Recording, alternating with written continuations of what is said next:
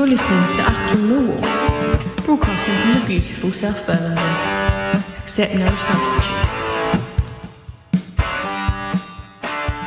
Hello, dear listeners. Welcome to a very special impromptu edition of Achtung Millwall. I was contacted via Twitter by one of our listeners, and also a big welcome to him now because we put together a call pretty much on the spot. It's John Rankin. Welcome to the show, John. Yeah, hi, Nick, and thanks ever so much for having me on. This means a lot more to me than it probably will to your listeners. Oh, big welcome to you, mate. We just had the most fantastic conversation before I recorded, listeners, about the old days of Millwall, John. I mean, you go back to, like myself, actually, 71, 72, I think you said, as your first game. What was your first game? Which one was it in that season? I'll tell you what, I'll be honest with you. It's such a long time ago. I think I was 8 or 9. Right, oh, younger than me, yeah. Yeah, I can't fully remember, but it would have been with my dad, who was also John Rankin, and it would have been in the old stands, which is now of the Barry Kitchener stand. Yeah. And the big thing about the 71-72 season was I was very young, so I was like 6 or 7. And I remember my dad and my uncle cracking open a bottle of scotch in anticipation, because I think it was Big Bob Latchford who crushed our dreams. I've only ever seen my dad and my uncle crack open a bottle of Teachers once when they thought they had 21.5 points on the football balls. They miscalculated it and got it wrong. My dad put scotch back in the bottle, and the second was 71-72. And you know, my first kind of experience of Millwall was with my father, and that was sort of 73-74. I remember the Palace match that we were looking at, and obviously the big players then. I mean, we had the sports, you know, we had Kitch and but there were players like, I don't know if Tony Hazel was around then, and Dave Donaldson and Terry Brisley, Phil Summerhill.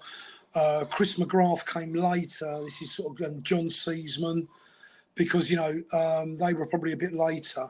But Gordon Hill was the standout. Absolutely. Yeah. And at the time, it was the same.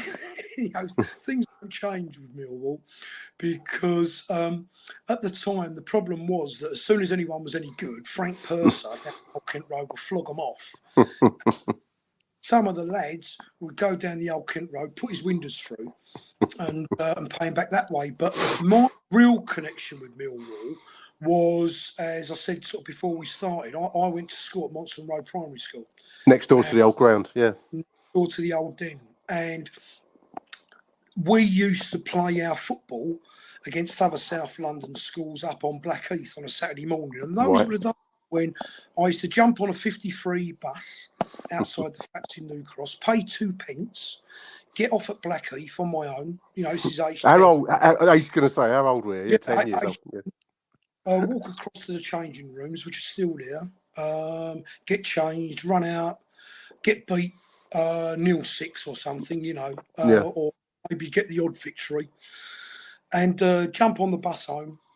And that was it. That was Saturdays, you know, then down the den. So Saturday morning was footy, and then down the den with my dad. And, you know, it was a marvellous life, really, to be honest with you. I mean, a marvellous life, you know. Yeah, it's funny because you're saying that. Actually, it's coincidental. I was this morning. I thought I'd try and write some bits and pieces just for myself, and my experience of going to the Den in '72. I was further out. We're in Mottingham, so further out in the suburbs. But that same experience of at the age of, I think I was 11 when I first went to the game. But just it was a bunch of me and my mates. You know, 11 years old. No adult supervision, John. You know, no. We went and jumped on a train from Elmstead Woods all the way up to New Cross, walked through what seemed to me to be like, you were still in touch with the Blitz around there. There was the old Victorian streets where the park is, you know. No, Lewisham Borough Council used to call them adventure playgrounds. And, you know, I spent my childhood, there was one at the top of Kender Street, and literally there were lumps of wood with 6-inch nails hanging out, fires going, tyres on fires and ropes, and we were swinging around, and they were adventure playgrounds. In later life, what I found out was they were old bomb sites. Well, they were. I used to be fascinated We walked past. There is the park now. I think it's called Fordham Park now, but it once was a series of Victorian-built streets, obviously affected by the wartime. Yeah. And I was always fascinated by there's like a chalked message: gas off, gas off. I thought, why would you turn the gas off? Well, of course, it was to stop homeless people moving in there, wasn't it? That's why. Yeah. And there was whole streets of this, and Mm. but the point being, your bus ride to Blackheath on the 53, you know, it was just a very different attitude of parenting back then. You wouldn't dream of letting your kids go off now like that, John. You wouldn't, but having said that, and I'll share this with you, one thing, you know, it's not a great subject, this, right? But one thing in my memory from those days. So we used to all make our way up to Blackheath. Teacher would be there, Mr. Bowen or Mr. Jeffries or, you know, one of the school teachers. And we'd play our football match. And then there was a little sort of tea hut thing. If you know, might get a Mars bar and a glass and a can of Coke. Whatever, yeah. I used to cross the road and catch the 53 bus home after the match. And I do remember, you know, things don't change. And I think we've moved on in safeguarding and looking after kids now. I really do. Because, you know, rose-tinted spectacles are a bit dangerous. Because I think you're right. Yeah, I think you're right. Yeah. I remember standing at that bus stop and a guy pulled up in a car on his own. On Blackheath. Yeah. And, you know, instinctively, I remember Mum and Dad telling me, you don't take this off strangers. And I went, no, I'm all right, thanks, mate, you know. And off he went. And, you know, that's the thing in where I come from. I grew up on it. Our estate didn't have a name. I lived next door to the Crown and Anchor pub, and it was 2 high-rise buildings and then maisonettes, sort of low flats. And you'd walk down Avonlea Road and pick your way, Hunsdon Road, Coldblow Lane. And, you know, there was a lot of funny old stuff going on in those days, areas of deprivation and all that kind of stuff. But so you grew up in Mottingham, Nick. Yeah.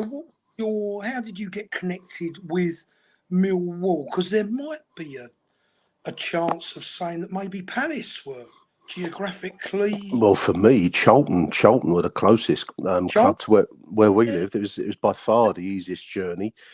And your point about the darkness of those times is very real because I think any child, because we were given such freedom, I think attitudes towards parenting were very, very different then. I think there's many reasons for that, and this is probably not the show to go into that side of it. But no, we're veering off at well, this is the show. We veer off at tangents here, John. Why not? That's why people listening. I think it has a lot to do, if we're going to go down that road, I think it has a lot to do with parents then, particularly working class parents, but possibly other classes too. They'd had a dislocated child. My dad had a dislocated childhood himself through the wartime. He'd been evacuated. He wasn't. There was a sense that you lived and made your way on your own wits. We would get our bus to school quite regularly at the age of 12 in Chislehurst. Not terribly far, but far enough to be disappeared from home. But I think it was just seen, and we would go out probably the same yourself. You go out playing, you go out all day. Which you wouldn't do now, and you wouldn't dream of doing it, and you'd actually regard yourself as being negligent for tolerating it. But back then, I'm kind of glad, and I'm kind of shocked in equal measure that was our probably. You and I are talking now, but I think we're probably going to share this with a lot of people listening. That was childhood then, wasn't it? For better or for worse. But there is a regrettable downside to that freedom. There was a young kid nicked off our estate. I think his name's Barry Evans, and I knew him. Right. They found him in a field. I hate to share this with listeners, but it was. This is really cheering people up now, isn't it? Yeah, I know. But there was there is a. Yeah, no, there's another side to it. I agree.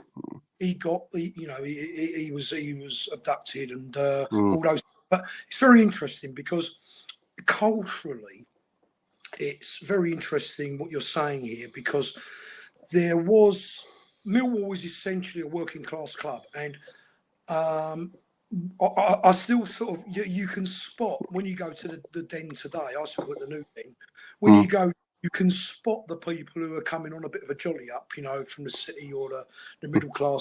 I welcome it, I think it's great. Yeah. But you can spot them, they're kind of the way they behave. But in our day, Millwall was a part of the community in that I used to go to matches originally with my dad on a Saturday, and I'd see my school teacher there Yeah. and say hello, sir, and I'd see uncles and members of my extended family, and it was very much a clan. So Mm. I'm pleased you became a Millwall supporter and didn't go and support Charlton, because I think that's probably one of the greatest things in life that has happened to you, Nick, to be honest with you, because to be a I think trying, but I'll try and think of a good reply to that, John. No, I think you're right. It was chance. I mean, I was thinking about the very same point, funny enough, earlier on.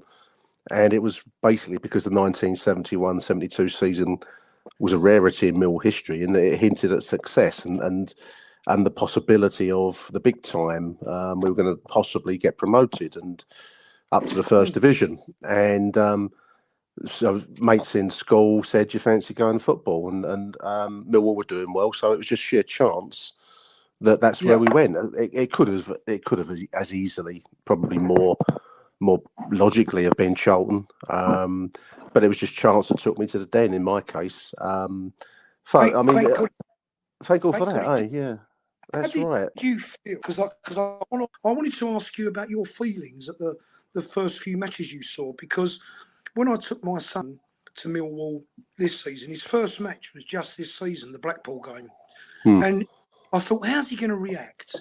We live down the south coast now, so we got a train up to London Bridge, jumped off at South Bermondsey, immediately met with the wall of obligatory high-vis policemen grimacing at us as though we're, some sort of second class something on their shoes. And I thought, how is this 14-year-old react? He loved it. He got it straight away. He grew 6 inches and was bowling along the old Mickey Flanagan bowl, and he said, "I'm home." I don't know whether he was saying it, but I don't think he was. He looked genuine to me, and he just loved it. And he will not miss a game now. We've been up to Blackpool away, and we've been to all the matches. And so, how did you feel when you went to your first match? Was it a similar kind of affinity right away? It was. I mean, my first game was in '72. I've said a few times on shows it was Millwall 1, Portsmouth 0 in 1972, and I think. I was from Mottingham Council Estate, but not from the inner city, shall we say. And I think the thing that struck me was the kind of raw energy of the place. It was like nothing I'd ever seen before. Electric, I mean, we were chasing promotion, so I've got to say to listeners that, and it was a big crowd that day, one of the biggest I'd ever stand in, strangely, but it was that sense of raw, unadulterated energy, people screaming abuse at the opposition, at Millwall players. There was I mean, I've said a few times, there's like these kind of, as they seem to me to be, faintly grotesque characters from the docks and places like that. They almost dropped out of a Charles Dickens show on TV.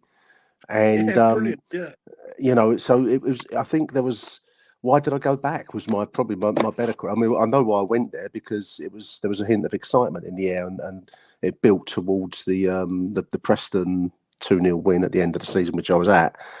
But then the following season was quite a damp squib. 72, 73. It was like very much after the Lord Mayor's parade, as the saying goes.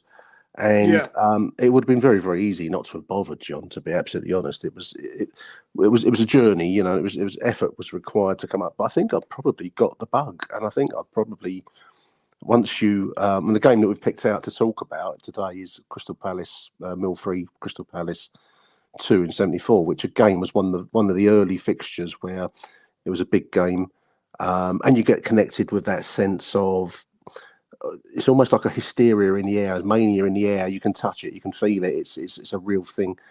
And I think once you've experienced that, and I don't know about you, boy, but I think once you get a sense of that, there's no other game in town for you after that. It's the only place, well, I mean, it's interesting for me because, I mean, you spoke about when you started to go with your mates. I had to go with my mates when I was about 14 or 15. So with me, and I started to go with friends from school. And this was when, if you like, the F Troop treatment.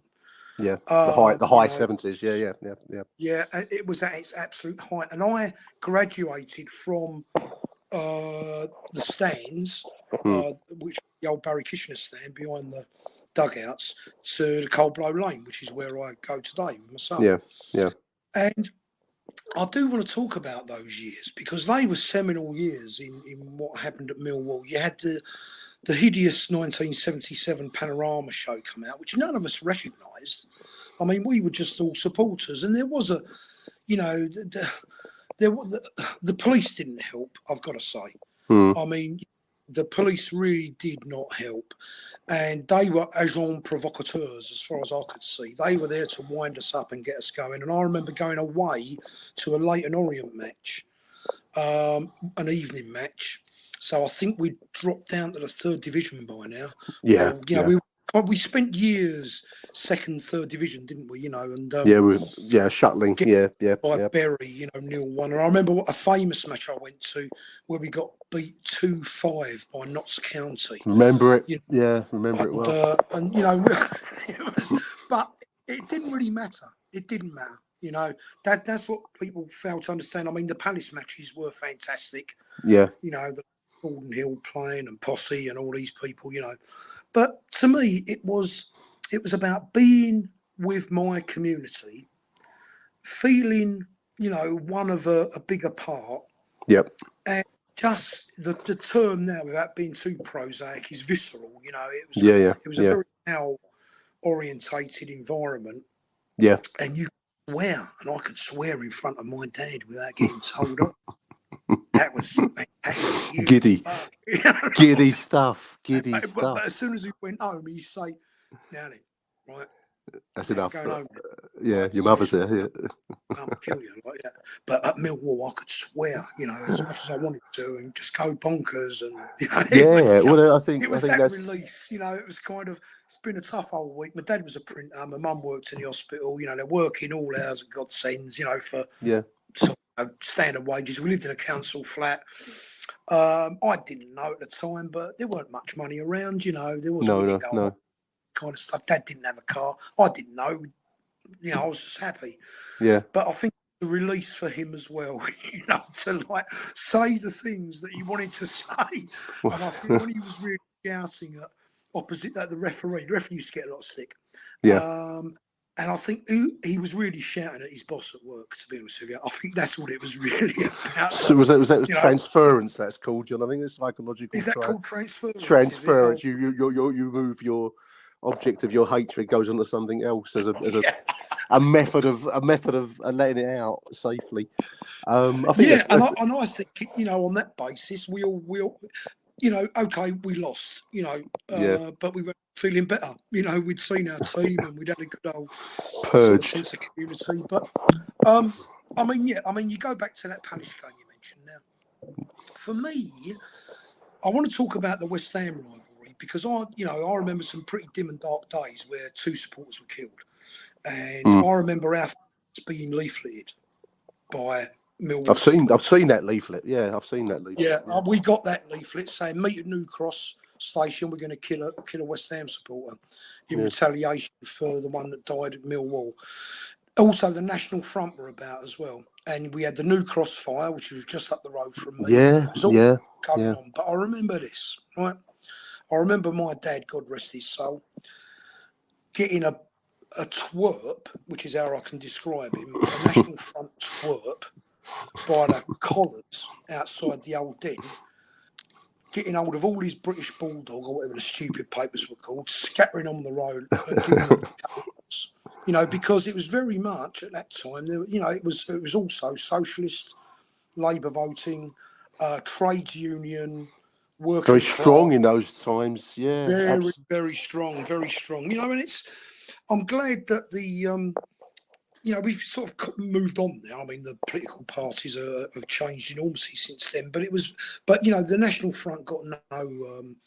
Don't talk to me about the National Front at Millwall because they, as far as I could see, they were given very little shrift because we came from a multicultural community.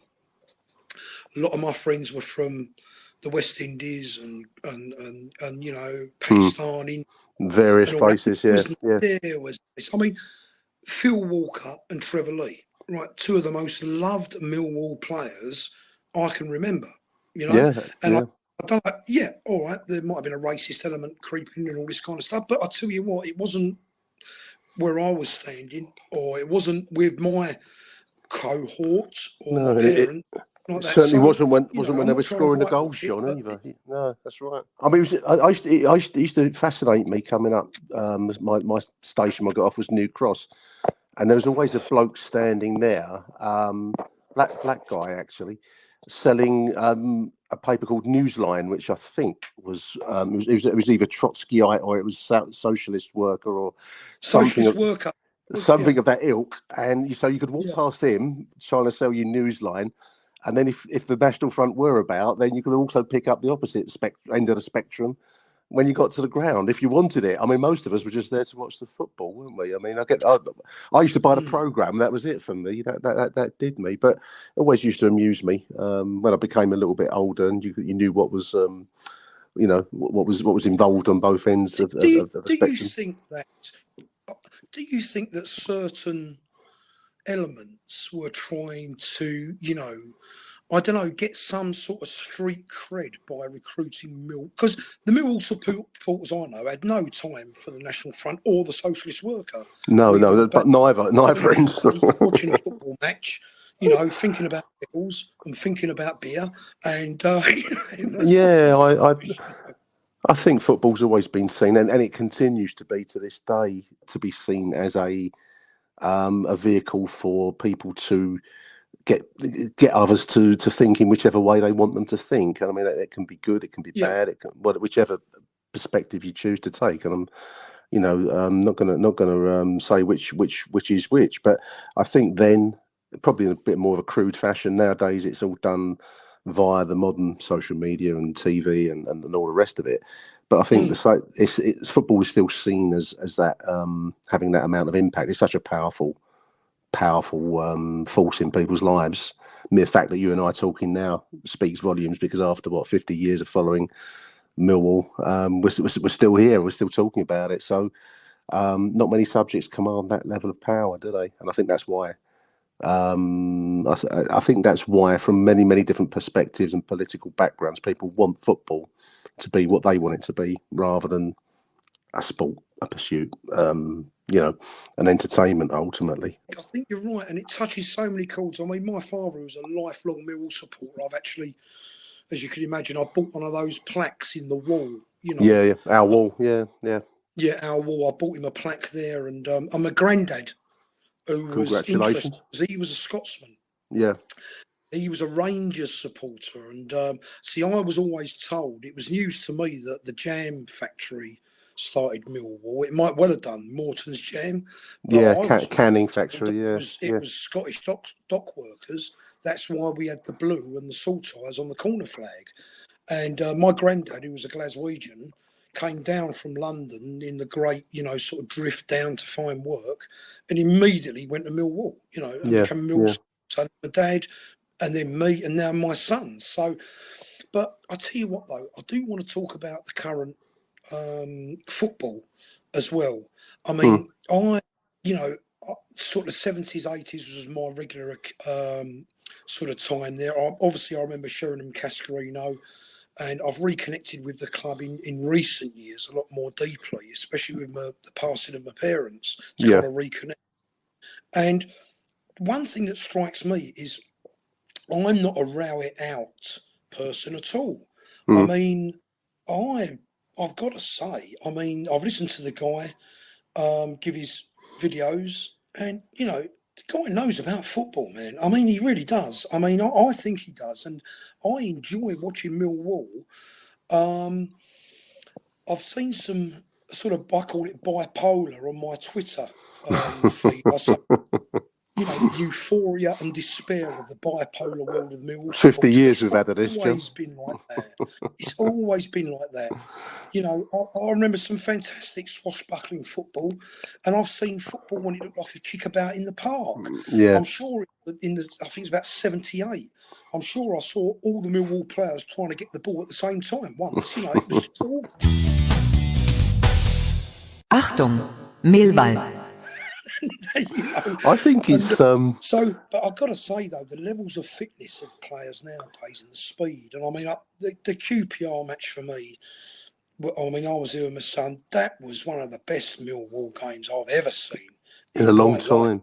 Well, it's funny. I mean, Jed Wallace, what a player he was. And I think someone said, you know, the first and second goals, if that was Man City, they'd be on a loop on Sky Sports all day. Well, it would have been. I mean, they were like Brazilian goals. They were, you know, they were fantastic goals. You know, the back heel that Jed did for the second goal was, you know, top level. I mean, genius. You know, so you know, I think you're right. I mean, it was interesting because we were just speaking off air before we started recording, listeners, that John used to go and play football in was it Deptford Park? He said, John, wasn't it? Well, basically, yeah. I mean, with a team. When I captained the team there, which was the height of my footballing career. It's all downhill after I was 11 because I went to grammar school and they played with this oval ball, and I thought, well, who gets interested in that? Yeah, anyway, we used to trot round to Deptford Park. I think it used to be on a Thursday or Friday, around about mid-morning, and on the all-weather pitch, which is no longer there, it's grass now. There was an all-weather gravel pitch where if you did a sliding tackle, you lost about 10 hours of skin. And on there was Barry Kitchener, Brian King, Dave Donaldson, you know, Phil Sumner, great the whole names. squad. Yeah, and you know, and we'd trot over there, and we'd start kicking a ball about with them, and they loved it, and we loved it. We just couldn't believe it. You know, we were the school next door. My first ever paid job was given to me by Gordon Jago, right? And Millwall was so skint at the time that the groundsman's son was in my class, and he said to me, "You doing anything in the summer holidays?" And I said, "No." He said, "Come to Millwall." He said, "There's, you know, you can do some odd jobs." And our first job was to walk behind the lawnmower, picking up grass cuttings with 2 slates because they couldn't afford a replacement grass box. I'm not lying. I'm not making this up. You know, this is real. This is real life. Yeah. And I remember Gordon Jago giving me 50p for a week's graft down Millwall, but. You know, great, thanks. I want to give it to my mum, but yeah, that was the kind of club it was. And I was saying, Nick, earlier that a few weeks ago I was walking with my son round to the Cold Blow Lane, and I saw Brian King. Yeah, you know, he comes over regularly. I just grabbed him by the hand, both hands. I gave him sort of, you know, the emotional handshake, one hand on top of the other. I went, Brian. I said, you know, I'm 56 now and he's an old man. I said, do you remember? I took a penalty against you. He went, yeah. He said, we use a little fat lad from Monton. I went, not so much of it like that. And he said, we had to chuck you lot off the pitch. You kept on, you know, breaking up our training session. But it was great, you know, and that is why it's a club like no other. And it was that sense of community, camaraderie. The most important thing is that's still with us today. And as far as I can see, that sense of belonging, that sense of, you know, identity, and also feeling good. When Millwall win at the Den, you feel good. You know, you smile inside for a week afterwards. I mean, I'm still buzzing from the QPR match. I'm just buzzing from it, you know, to see the boys score those sort of goals. And it's like, have that. Absolutely. I mean, I think that sense of connection you just described so well from Deptford Park. I mean, yesterday, I don't know. I mean, obviously, we're all following the shambles of the postponed game up at Blackburn yesterday. Oh, disgraceful. Absolutely disgraceful. But there was a lovely post where one chap had driven up with his boy, 3 years old, I think, and the team let took Dad and the boy on the team bus, and they made a fuss for the boy. You know, Danny Mack, I think Alex Pearce, I can't remember the other, Jed, I think. And this is brilliant. You know, on the team bus, the boy, I think Dad was more excited about it than the little 3-year-old boy, to be fair. But what a wonderful gesture, John. You know, that's our club, isn't it? I saw that feed and I retweeted it because against the Bournemouth game this season, which I thought was a fantastic performance, we had them tied up in knots, Bournemouth, and how we didn't win that, I don't know. Yeah. I mean, people who sort of have a go at Benicophobe, I know people say, oh, he's, this, that. I think he's a lovely player, Benicophobe, and he totally rinsed Gary Cahill. He gave, on the night against Bournemouth, he made Gary Cahill's life a misery. And the goal he scored was beautiful. But before that game, we got there very early.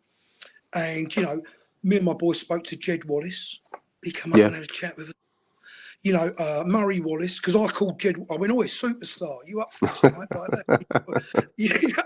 Only at Millwall, with a spot of dare to speak something. He sort of gave me that look, and I laughed. And he went, "Yeah, I'm up for it." And I said, "Come and say that to me, son." The Mountain Murray Wallace. Yeah, what a player. Come and get in their faces tonight, Murray. And it's that, the crowd relationship with the club is special at Millwall, and I do think that, I tell you what, when we're at the Den and when we got our towels up and the crowd are giving it the old monks chant and whatever, we take a bit of beating, any team. I mean, you spoke about the 73-74 Palace match there, the recent Palace match. We given the relative difference in values. I mean, whatever worth you want to put on that. But I mean, the actual value it's taken to assemble that Palace side, you wouldn't have known that they were, however, tens of millions of pounds worth of football talent running it, because it was equalised. That's the beauty of the Den. It is the equaliser, isn't it? We've seen it with Leicester. We've seen it with Everton. We'd see it if we ever did get into the Premier League. It would be essential that we made the maximum out of the Den, because it is our secret weapon, or not so secret weapon as some might put it. Mm-hmm. But I think at our best, I mean, that connection, we've spoken about it and we saw it yesterday. That connection with the fans is one of the reasons why we keep going back there, John, isn't it? It's fundamental.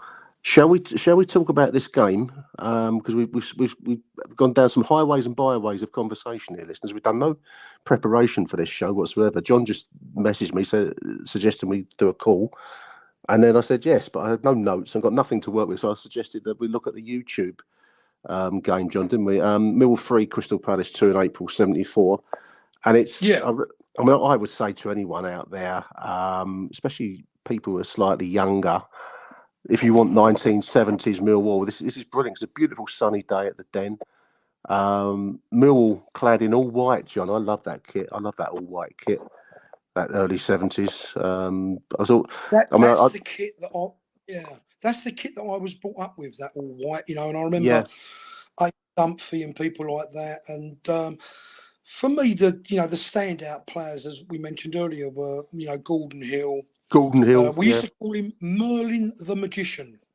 Yep. That was our moniker for Gordon Merlin Hill. the Magician. Yeah. What player he was.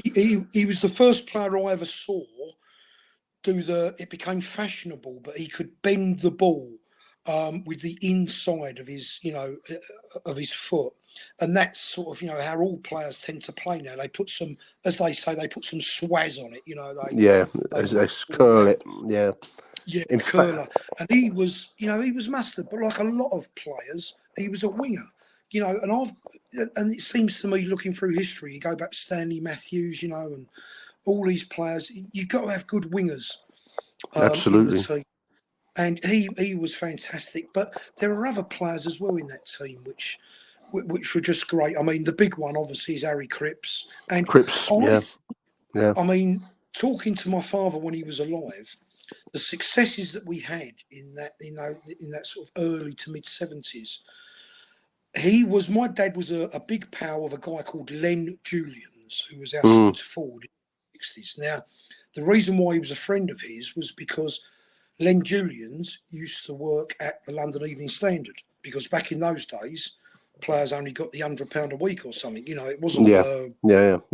So he used to work in the print, Len Julians, and I spoke to his daughter, Debbie Julians, about that. And that team was built on, and where I can see the analogies with Rowett's side now, believe it or not, I know this is poetic license gone mad, but it was hard to score against Millwall.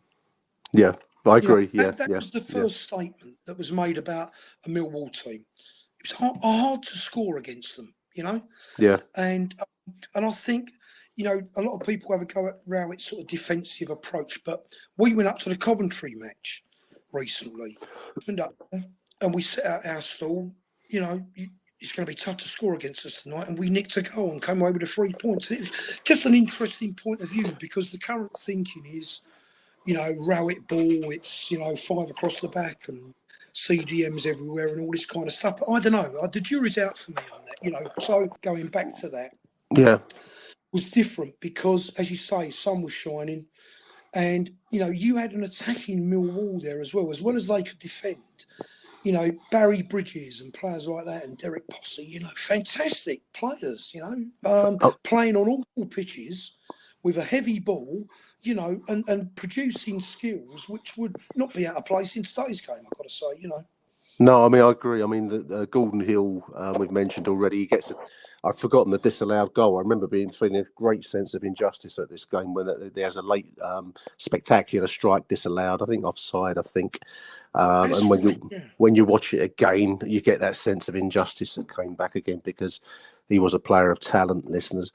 Also, the other goal scorer, Brian Clark, opens the scoring for us. It was great. He was a great journeyman striker. I think he'd been around the houses a few times, John Brian Clark, but he was a great servant. I think maybe only for a couple of years he played at the Den, same as Alf Wood, who's the other striker who scores in this particular fixture. But these were men who had done the football rounds, and strangely, I'm just looking at the video as I'm talking to you. I've forgotten that Derek Posse had gone to Palace for this game. He was actually turned out for. I was going to say, was Posse playing in red and blue? Then? I think he was, yeah. And I think originally, if he'd stayed, I think it was Benny Fenton intended for Alf Wood and Derek Posse to be the partnership, which would have been some strike force if that had come to pass in 72, 73. This fixture is 73, 74, so it's another so-so season. It was a funny thing for me, John. I mean, I started going in 71, 72, as we've said, which was like the high point, actually. After that, for me, it was pretty much all the way downhill to relegation. We got promoted in 75, 70. After that, it was misery. I think I had about 15 years of misery, basically, apart from one season. But we keep going back, mate, don't we? I mean, there must be some hook. There must be some buzz. There must be something. I don't know what. It's, it is. It's that that you're going to run the gamut of emotions when you go to Millwall. That's the thing. And I think that's the attraction. It's kind of Stockholm syndrome in reverse. Isn't it? It's kind of, it's the pain and joy. I mean, I have the same feeling now as a 56-year-old man. Yeah. That when I was a 6-year-old boy, when we get a goal scored against us, it's that same hollow kind of. It's a gut punch. Yeah, I agree. Despair, the world is coming to an end, and this is just because we're never over dramatic at the Den, aren't we? Of horror that I've descended into, only to be released by an equalising goal. I'm sure there's a psychological condition over this, but I think you're right. Well, I mean, you get addicted to it. It's it's an addiction. Millwall, it really is. But once it's with you for life. And I used to say to me old man, it was pretty dire. That mid to late 70s. It was hard times. Some poor football. Yeah. Flashes of good games now and again, but 0-1 to Bury and Preston North End at home and tramping home. It was tough, but it stays with you and you just keep going back. It is an addiction. But I used to say to me, my father at the time, I say, "Thanks a lot, Dad. Cheers." Why couldn't we support Arsenal or Chelsea or something? And I tell you what, this is where it's interesting, right? So I went to. I left primary school, which was all about Millwall. It was next door to Millwall. We ate, slept, and drank Millwall. It was just it's the thing you thought about all the time. We was always playing football on the estate. You get home from school, get your old 99p Winfield black and white plastic ball out, and do banana shots on the estate. And In the wind, the wind would blow. Leather ball, and that was luxury, a proper ball. And life was football. Life was football. Absolutely. It really was. Yeah. That was the beginning and end of it. So, but then your horizons broaden.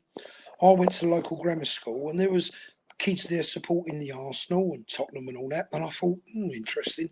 I went to Horbury, I went to White Hart Lane. I've never been as bored in my life. Weird, isn't it? Weird. Honestly, no. I stood there and I'm thinking, that's the clock end, is it? Yeah, lovely. This is White Hart Lane. Yeah, great. I saw Stan Bowles flogging some tickets outside of White Hart Lane. And Patsy Bolland, I think his name was, another footballer from the 70s. Right. He was a ticket tout, and that was the highlight for me. It just didn't, it didn't do what wasn't the same. No, it just wasn't the same, and and that's the nature of it. At Millwall, I'm at home. I'm with my, this is going to sound awfully kind of, sort of get a bit soft. Saccharine. I'm Go with for the it. community, Yeah. I'm with my people, and there's still good conversations, still plenty of banter, plenty of expletives, but all done in a good way, Yeah. And that's Millwall, and I love it, and I think the club's doing well. I've never been happier to be a Millwall supporter. Actually, I'm really positive about things. I am. I'm genuinely positive. I think the club's in a good place. We've got this great chairman who seems to get it as well. Indeed. Club afloat. I mean, what's not to like at the moment? We're there or thereabouts. We're not going to get relegated. No, I'm happy. It's funny. I'm just as you're talking, I'm just let the video run for the Palace game all those years ago. Was it now 50 odd years ago? And it's interesting. The analogy with Benny Fenton and Gary Rowett. I think you touched on it earlier on when we were talking. Is interesting because Benny had a bit of a reputation of being a dour, defensive-minded manager. Yeah, definitely. Yeah, they've got the business done first in defence, and then maybe you scored a goal, and it worked very well for us. So thank God there wasn't social media for Benny. Otherwise, we might have cut short one of our more successful and landmark managers. But anyway, but just watching the game here, I mean, there's some nice moves for a manager that had a reputation, John, as a defensive-minded man of his time. We had players that could play. I'm just looking at the first goal. Beautiful move down the left and a chip in for Brian Clark to head home. And it was a really nice move. And, I think sometimes we've mentioned QPR the other night, and also in fits and starts, when we've got it going this season, we've actually played some good stuff when we've actually clicked. And I think it's an interesting analogy with Rowett and Fenton. I wonder if we do stick with Rowett, as I think we probably will do, and he can get the team playing like he did against QPR more often. I think success is around the corner, because that was one of the best games I've seen in a long time, and that's why we follow the Lions, isn't it? For that buzz. Well, yeah, and I mean, I'm just getting the video up on YouTube myself. I had it before, and I saw Gordon Hill score. Did Gordon Hill score a goal right at the end? It's a disallowed one. He has a shot. Disallowed one. Spoke about it. Yeah, I mean, we're 3-2 up. I think it would have been 4-2. Should have been 4-2. But you look at the move. I mean, this is run forward from Cripps. I'm just looking at the moment. He pots. I think that's Dougie Alder. Hill feeds Alder. He gets a really nice cross in. And what the header? The header from close. And the left, it's Cripps playing that lovely football. And but you wouldn't have, the reputation of a manager sometimes is a little bit cliched. I think people sometimes put them in cartoon style boxes where you are a defensive manager. That's it, end of, rather than suiting the opponents at times. I think that's where Gary Rowett perhaps has, there's a lovely. I think that's Alf Wood has just followed in a loop. I mean, people can't see. What a lovely goal! Yeah. You'll have to watch the video, listeners, whereas with John and I talking, because we can see it and you can't. But that's the way it goes. But that was a beautiful, persistent follow up. I used to love Alf Wood, John. I used to love Alf Wood. He was rugged, and he put his head in where it hurts. And what more do you want from a Millwall striker than that willingness to shed blood for the cause at times? This is the it's what those guys had in those days, and I'm going back to like those mid-70s team, was what they had was commitment. They committed, and I saw that commitment against QPR. I'd the like other to night. pick up Yeah. said there about Gary Rowett, which is very interesting because, number one, will he stay with us? I mean, his family are still up in Derbyshire, Midlands. Yeah. And I don't think he deserves all the flack he gets, because I really don't. And because the one worrying part of me, when we went to the Coventry game, I mean, I know Alex Pearce comes in for a lot of stick, and he's coming towards his career, but I'll tell you what, he was a lion at that match. I mean, we were there, and that defence was a rock solid, mate. Coventry resorted to taking shots from 30 yards out. They couldn't get round, they couldn't get through us, and they were left taking punts. We went and nicked a goal, and I was and Alex Pearce come up to the supporters at the end, and he was just, you could see he was, fired up. Right Yeah. there. Yeah. The joy of being an away supporter when we win is just immense, Something else. And I just thought, well done, lads, brilliant. But it's interesting the analogy you make there, because I think we went through a dodgy patch where we let in 3 goals against Bristol City, and I thought, well, what's going on here? We're setting out as a kind of, a team that's hard to score against, and now we're letting in 3 goals against Bristol City, and we lose Peterborough. And I was thinking, what's going on here? That's not good. And I listened to some of your podcasts, and I think the sentiment around social media was the same. Well, we're supposed to be good defensively, but we're letting weak, sloppy goals in. Yeah. Gary Rowett was saying, we can't give away these cheap goals, but we seem to have got over that. And I think Jake Cooper and Sean Hutchinson have kind of come on this season and are playing better. I think Danny McNamara and Billy Mitchell, I mean, I'm a fan, I like those two, and they're obviously mates. They've obviously got a good relationship with each other. And I think if he plays them on the same side, Billy Mitchell over on the right, they look for each other.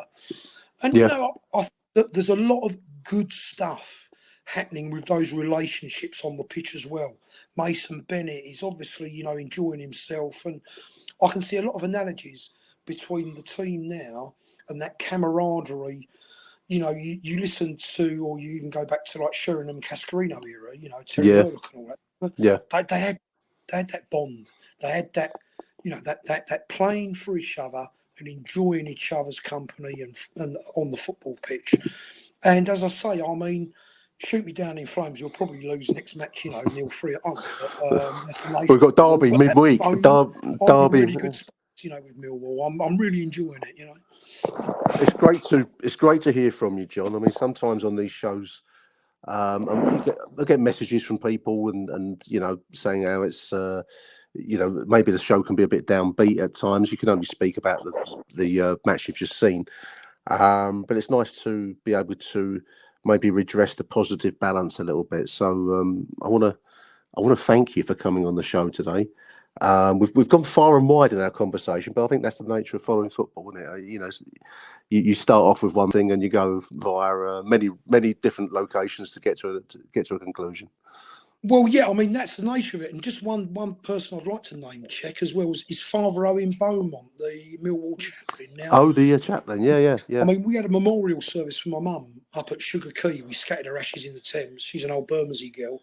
And right. Father Owen Beaumont did the service, right. And he walked in with his Millwall hodl, and we sat there talking about Millwall and kind of, what it meant. And I'll share this with you as well. Father Owen Beaumont, who's a very posh guy, comes from Oxfordshire and all that. Yeah.